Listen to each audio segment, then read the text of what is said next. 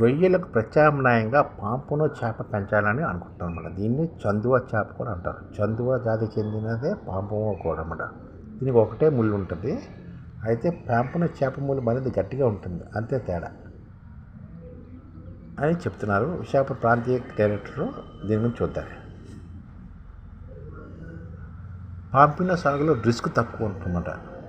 Indian పాంపిన్ అంటే India చందువ పార అంటారు కదా. నీటిలో ఉప్పుదాన్ని 5 నుంచి 40 pPm వరకు తట్టుకొని పెరుగుతుంది అనమాట ఈ పాంపిన సాగు. ఉప్పు నీటి రొయ్యలకు ప్రత్యామ్నాయంగా కూడా దీన్ని పాంపిన సాగు చేయొచ్చు అనమాట. పండుగ పెద్ద చేపలు చిన్న చేపలు తినేస్తాయి. పండుగప్ప పెద్ద చేపలు చిన్న చేపలు తినేస్తాయి. అయితే పాంపిన ఆ సమస్య లేదు. రొయ్యలకు మాదిరిగా ప్రాణాంతక వ్యాధులు ముసురుకో పాంపినల్ని. వ్యాధుల రిస్క్ కూడా తక్కువ అనమాట. 10 గ్రాములు 2 అంగుళాల పిల్లలు చెరువులు వేసుకుంటాయి. అంటే 10 గ్రాములు కానీ 2 అంగుళాల పిల్లలు చెరువులు వేసుకుంటే 5-6 నెలల్లోనే 500 నుంచి 600 గ్రాములు బరువు పెరుగుతాయి. పెళ్ళేటి మేతని చక్కగా తింటాయి అన్నమాట. రైతుకు కిలో 300 నుంచి 450 రూపాయల ధర వస్తుంది. నికర ఆదాయం కూడా వస్తుందన్నమాట. పాంపిన సాగు వల్ల కోస్తా 3 జిల్లాలు మొదలై వచ్చే 5 ఏళ్ళు బాగా ప్రాచుర్యంలోకి వస్తుందని చెప్తున్నాను. సముద్ర జాతి చేపలకు ఉప్పునీటి చేపలు పెంచడానికి మారికల్చర్ అనుభవంతో పాటు శాస్త్రీయ సలహా సూచన శ్రద్ధగా పాటిస్తే 2 కిలోల మేతకు కిలో చేప తయారవుతుందన్నమాట. ఎన్నో సంవత్సరాలు ఖాళీగా ఉన్న భూమిలో పనులు మొదలుపెట్టి అధికారులు లేకపోయిన లక్ష్యాన్ని పూర్తి చేయడం ఆనందంగా ఉందని 25 సెంట్ల చెరువులు సాధారణంగా 1000 పాంపిన పిల్లలు వేస్తారండి. అయితే అధికారుల శాస్త్ర సూచన మేరకు 20 సెంట్ల స్థలంలో 1000 పాంపిన పీటల బదులుగా 3000 పిల్లల్ని పెంచి కిలో చేప 2 కిలోల మేత అవసరమైతే పిల్లలు చక్కగా పెరిగి సంతృప్తి ఇచ్చిందని, మరో 2 చెరువుల్లో పండుగ సాగు చేస్తున్నానని కొంతమంది చెప్పుకొచ్చారు. ఈ పాంపిన చేప పంట మార్పిడి చేయడంలాగే పాంపిన చేపలను కూడా పెంచుకోవచ్చు అన్నమాట. రొయ్యలు ప్రత్యామ్నాయంగా పంట మార్పిడి చేయడం పంట పొలాల మాదిరిగా ఆక్వా సాగులకు అత్యంత ముఖ్యమైన విషయం ఉండ. తీర ప్రాంతాల్లో ఉప్పునీటి చెరువులోని వనామి తదితర ఉప్పునీటి రొయ్యలకు ప్రత్యామ్నాయంగా పంట మార్పిడి చేయడానికి అవకాశం చాలా తక్కువ.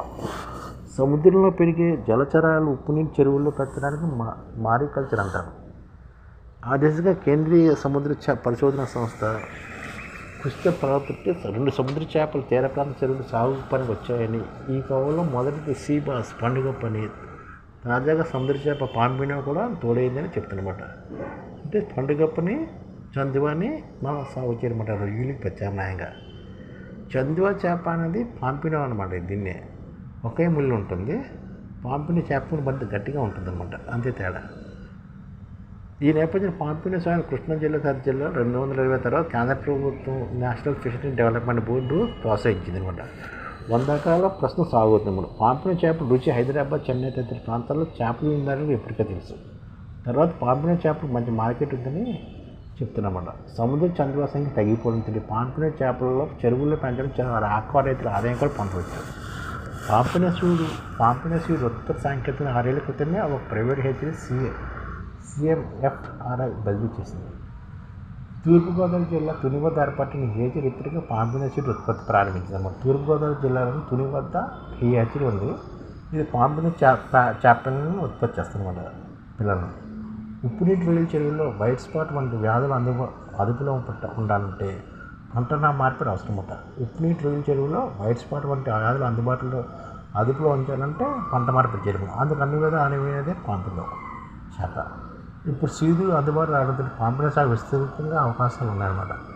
చందువ చేపలు పెంచాలంటారు.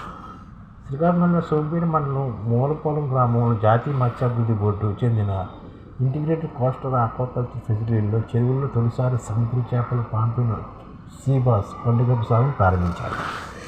ఇక శ్రీకాకుళం జిల్లా సోంపేట మండలం మూలపోలం గ్రామంలోని జాతీయ మత్స్యాభివృద్ధి బోర్డుకి చెందిన ఇంటిగ్రేటెడ్ కోస్టల్ ఆక్వాకల్చర్ ఫెసిలిటీ సెంటర్లోని చెరువుల్లోని తొలిసారి సముద్ర చేపల పాంపినోను సీబాస్ పండుగను సాగు ప్రారంభించమాట.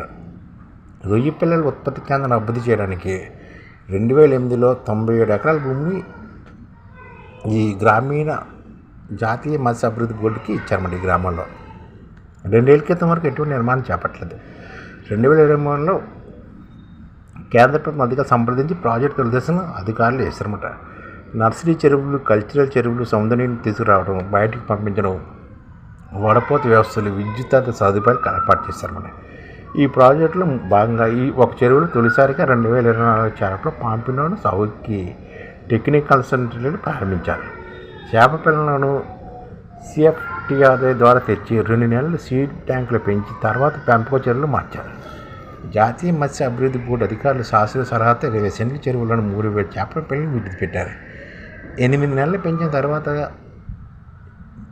900 కిలోల పాంపిన చేపలను పట్టుబడి విక్రయించారు.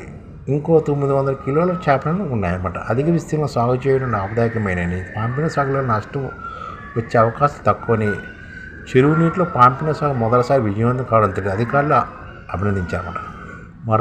ప్రస్తుతం మరో 2 చెరువుల్లో పండుగ చేపలను కూడా సాగు చేస్తున్నారు. అలాగే దీంతో ఆక్వా రైతులు రైలు ప్రత్యామ్నాయంగా సముద్రపు సాగుపై ఆశలు రేకెత్తున్నాయన్నమాట.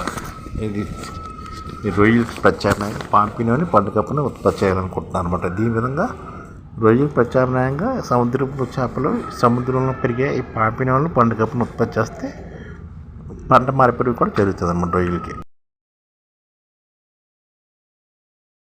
ఈ ఛానల్ ముఖ్య ఉద్దేశం ఏంటంటే మన తెలుగు రాష్ట్రాల్లో 1 కోటి మందికి సంఘటిత రంగాల్లో ఏ విధంగా ఉద్యోగాలు ఇవ్వవచ్చు, కనీస నెల జీతం 30,000 వరకు ఏ విధంగా ఇవ్వవచ్చు, ఏ విధంగా చేస్తే ఉద్యోగాలు సృష్టించబడతాయో వివరిస్తూ ఈ ఛానల్ వీడియోలు వస్తాయి. అలాంటి వీడియోలు మీకు కావాలంటే మన ఐడిఎఫ్ భాస్కర్ ఛానల్ని సబ్స్క్రైబ్ చేసుకోండి. ఐడిఎఫ్ అంటే ఇండియన్ డెవలప్మెంట్ ఫోర్స్. ఈ వీడియోలు చూసిన తర్వాత మీకు నచ్చితే లైక్ చేయండి, మీ ఫ్యామిలీ మెంబర్స్కి షేర్ చేయండి, మరియు మీ ఫ్రెండ్స్కి షేర్ చేయండి. Thank you. నమస్కారం.